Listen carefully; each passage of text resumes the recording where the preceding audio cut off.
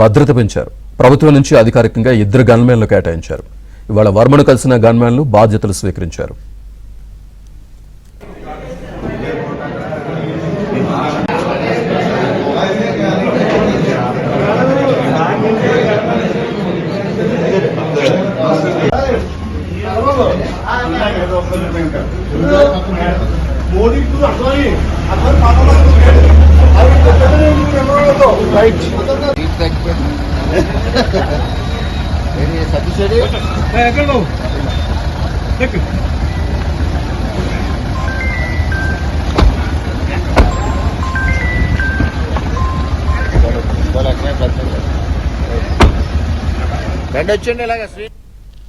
వర్మ భద్రత పెంపుకు సంబంధించి పూర్తి సమాచారాన్ని మా కరెస్పాండెంట్ అప్పారావు అందిస్తారు. అప్పారావు.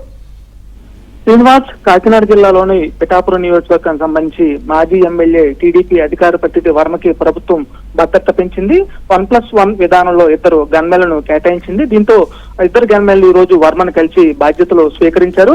అయితే వర్మ గత ఎన్నికల్లో జనసేన అధినేత పవన్ కళ్యాణ్ కోసం సీటు త్యాగం చేశారు.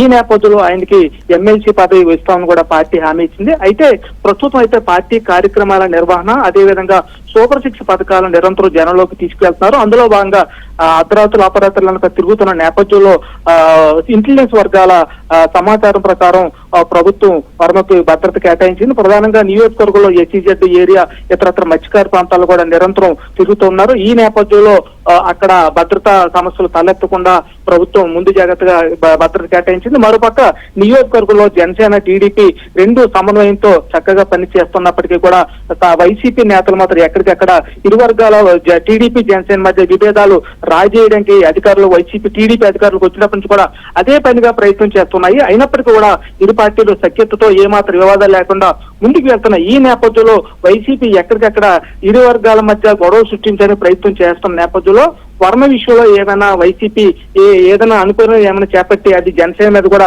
నెట్టే ప్రమాదం ఉందని కూడా రాజకీయంగా ప్రచారం చేస్తుంది. ఈ నేపథ్యంలో ముందస్తు భద్రత పరంగా ఎక్కడ ఎలాంటి ఇబ్బందులు తలెత్తకుండా వర్మకి ప్రభుత్వం గన్మెన్లను కేటాయించిందని చెప్పాలి. Srinivas. Right, thank you Apparao.